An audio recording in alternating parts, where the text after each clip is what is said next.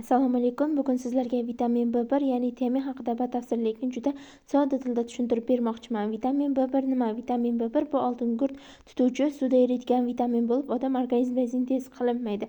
Tiaminning molekulasida pirimidin va tiyazol halqalari mavjud bo'lib, shu sababli u o'ziga xos kimyoviy xususiyatlarga ega.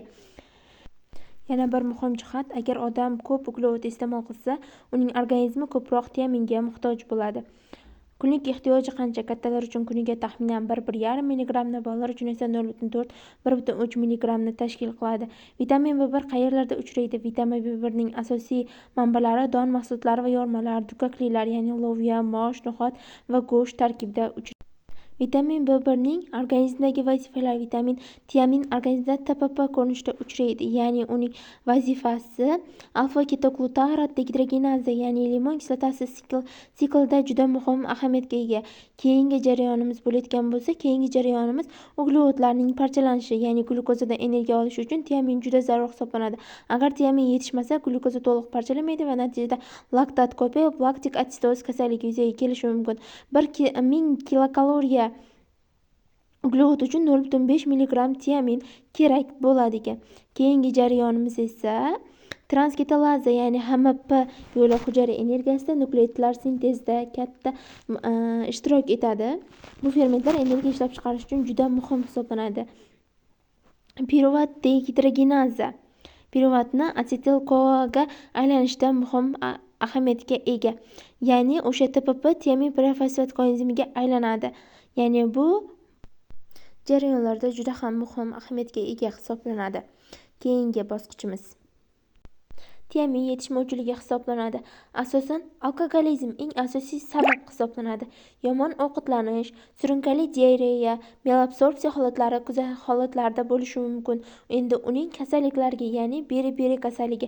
Beri-beri kasalligi odam organizmida ikkita turga bo'linadi: quruq beri-beri va nam beri-beri kasalliklarga bo'linadi. Biz hozir birinchi bo'lib nam beri-beri kasalligi haqida gaplashib o'tamiz. Ya'ni nam beri-beri bu esa yurak tomir tizimiga ta'sir qiladi. Yuqori chiqimli yurak yetishmovchiligi, oyoqlardan boshlanuvchi shishlar va dilatiya kardiomiyopatiya kasalliklarini kuzatishimiz mumkin ekan. Endi esa quruq beri-beri kasalligi, asosan asab tizimi zararlanadi. Ya'ni simmetrik periferik neyropatiya, mushaklar kuchsizligi kabi holatlari kuzatiladi. Wernicke-Korsakov sindromi ko'pincha alkogol iste'mol qiluvchilarda uchraydi. Ya'ni u tiamin natijasida kelib chiqadi va Wernicke enselofatiya va Korsakov sindromlariga bo'linadi. Wernicke enselofatiyasi ko'pincha qaytuvchi hisoblanadi.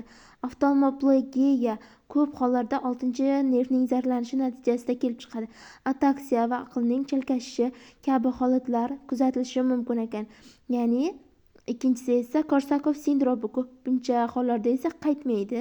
Ya'ni retrograd va anterograd amneziya, konfabulatsiya, to'qma simptomlarda va milyar tanachalar zararlanishi bilan bog'liq hisoblanadi.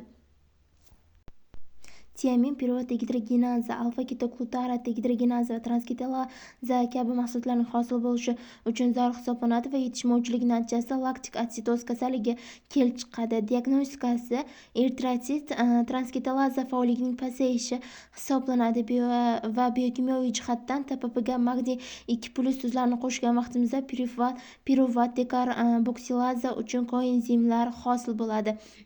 Korsakov sindromi bu mammilar tanachalarning zararlanishi bilan bog'liq. Mavzumiz asosiy shulardan iborat edi.